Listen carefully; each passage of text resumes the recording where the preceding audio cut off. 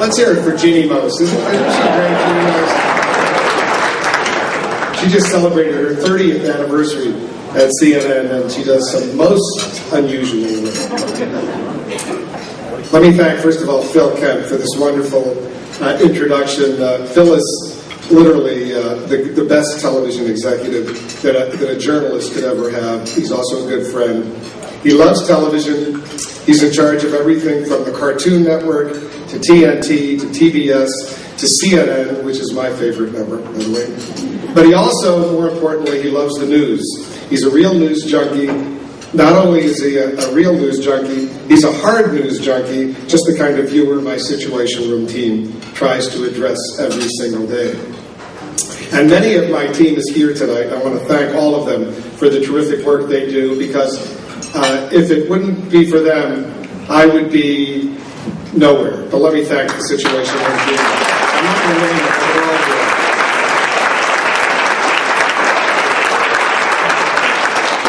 I think I speak for all of the CNN Washington Bureau, the CNN journalists in the United States, indeed around the world, when I say that it's a pleasure to have a boss like Phil Kent and Jim Walton and all of our leaders. They really are a dream come true. Let me also thank the Board of Trustees of the Radio Television Digital News Foundation for this award. I've been coming to these dinners for many years and have seen so many of my distinguished colleagues accept the Leonard Zeidenberg First Amendment Award. And I must say I'm honored that you presented this award to me tonight. Let me also acknowledge that my loving wife Lynn is here, and my wonderful agent Michael Glantz is here tonight as well. They've certainly helped me in very, very different ways, but one thing is clear. One thing is clear, I wouldn't be here accepting this award tonight without them. And I'd also like to congratulate my fellow honorees, Susanna Schuler and David Barrett. You'll be hearing more about them shortly. Congratulations to you. And it's hard to believe it's almost the 10th anniversary of 9/11, so let me salute the 10th anniversary Tribute Award winners as well. All of them, they did an amazing job. They continue to do an amazing job.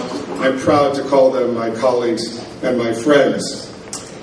In recent years, and I've been coming to this dinner for so many years, I want to say that this Zeidenberg Award has meant a lot in more recent years. Some of the recipients have been Brian Williams, Bob Schieffer, and Cokie Roberts, just to name a few. And at those dinners, and I've been coming to these dinners for a long time, I've often wondered and asked myself this question: what about me? What's taking so long?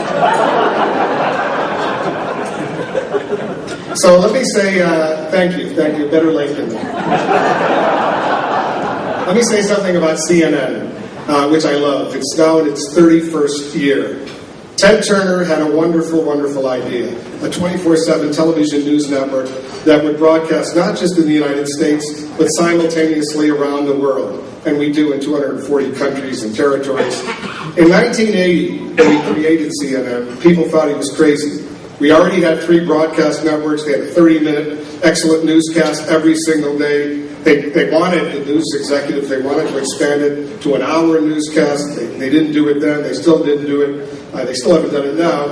And people thought, what is Ted Turner thinking? And why would he want to do it? But he, of course, as we now know, he had a brilliant idea. And he literally changed the world.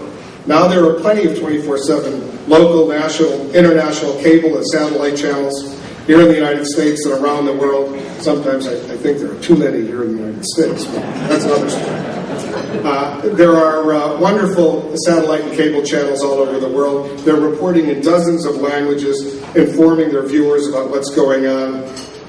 In the process, they often make life miserable for the really, really bad guys out there. And we see that, what's happening in the Middle East and North Africa in recent weeks.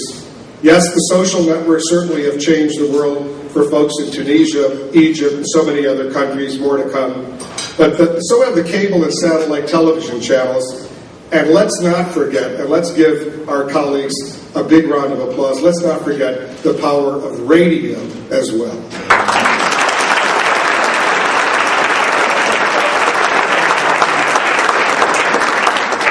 before I worked at CNN, I worked for a mutual radio, and so I always have a soft spot in my heart for radio.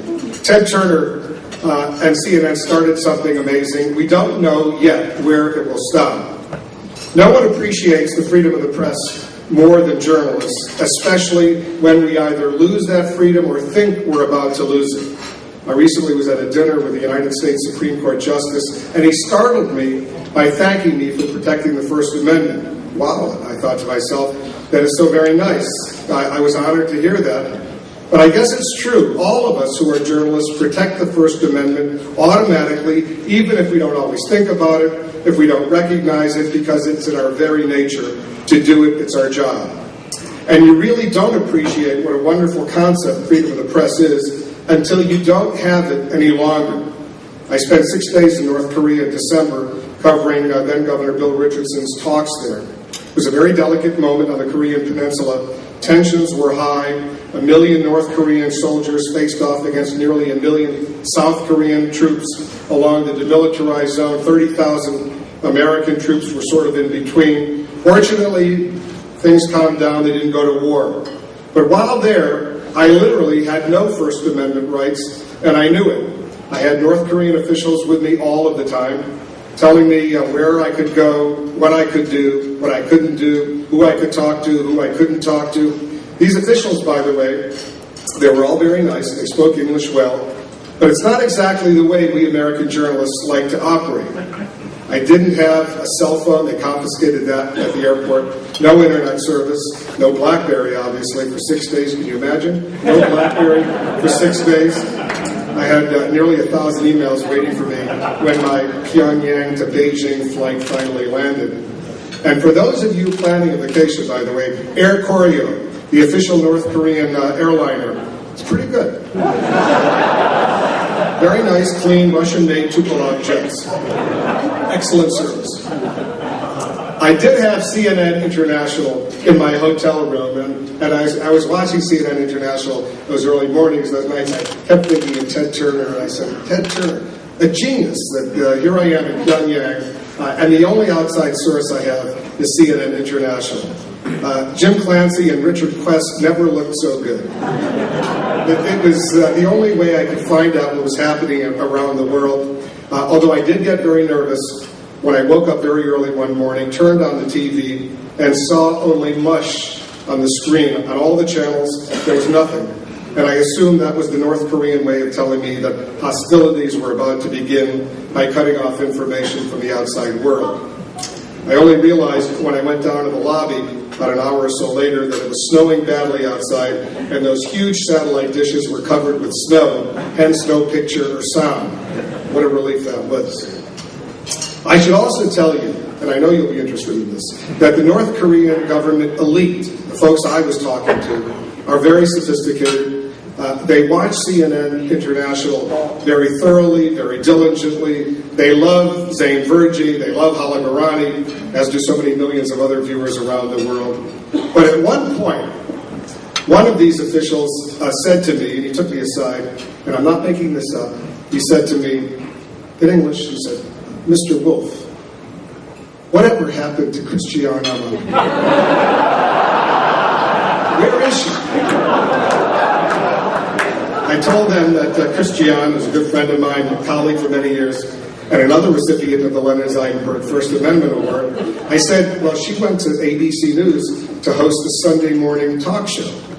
This North Korean official looked at me and said in all seriousness, why would you do that?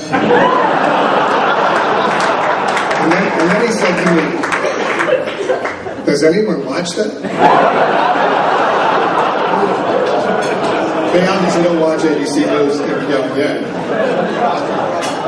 But I think pretty sophisticated questions, I must say. Not every day you hear questions like that in North Korea. I also want to give myself and my show a little plug. When I met for the first time with North Korea's chief nuclear negotiator, he immediately said to me with a very straight face, he said, Mr. Wolf, I know you are equally as powerful as President Obama. And I said to him, what? He said, well, only the two of you have situation rooms. I had a good little laugh. They watched the Situation Room in Pyongyang too, which is very cool. But since then, I've been thinking about what he said. Yes, he was joking. I was flattered. But my Situation Room is very powerful. It's not just my Situation Room. It's all of our Situation Rooms. It's all of us who are in radio, television, and the digital news business. We send out powerful words and images that truly have a profound impact around the world. And just look at what's happening right now. It's amazing what's going on, and all of us are playing a role. But you know what? It's happened before. I was thinking about this the other day. I've been with CNN now for 21 years. 20 years ago, almost exactly in 1991, CNN sent me to Moscow to cover the aftermath of that failed Soviet coup. The KGB plotters had failed to overthrow Gorbachev and his glasnost perestroika reform agenda. And when I was in Moscow, I met with the then new Soviet defense minister, Air Marshal Yevgeny Shapashnikov, and he thanked me for CNN's coverage of the coup. I was startled. This was still a time of the Cold War. He said this. He said, the whole world was watching what was happening on the streets of Moscow thanks to CNN. And I'll never forget that because it had a direct impact on me all these years later. As the head of the Soviet Air Force at that time, he had refused KGB orders to bomb the pro-Gorbachev and pro-Yeltsin demonstrators. He said to me, if the coup had succeeded, I would have been sent to Siberia or worse. And then he said the words, thank you, CNN. Then granted me permission to visit previously restricted Soviet military bases, telling his aides, let him go, there are no more secrets, it's over. And then he said these words, this is CNN. He sounded like a Russian James Earl Jones. There were no Google, Facebook, or Twitter social network sites in those days. There was no internet, no cell phones, no email. There were fax machines, copying machines. There was the BBC, the Voice of America. There was CNN. And 4 months later, after that failed coup, there was no more Soviet Union. Some 74 years of communist rule had collapsed. The Cold War was over. And now we're seeing another remarkable change unfolding in another part of the world.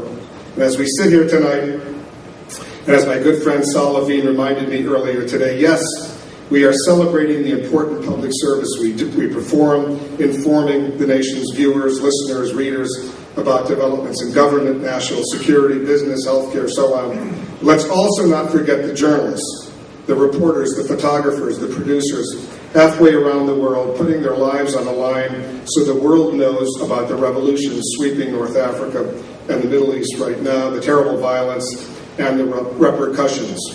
Journalists have suffered and continue to suffer gravely. Some of our colleagues, as we all know, have been victims of violent assaults and beatings.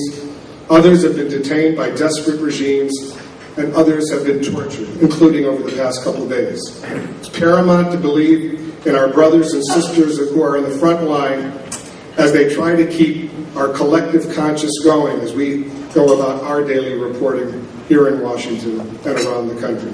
So on that important note, let me once again thank the Radio, Television, Digital News Directors Foundation, no more directors, we took the word out, for this wonderful honor tonight. I am deeply, deeply appreciative of this award. Thanks so much for giving it to me. And next time, don't wait so long. Thank you very much.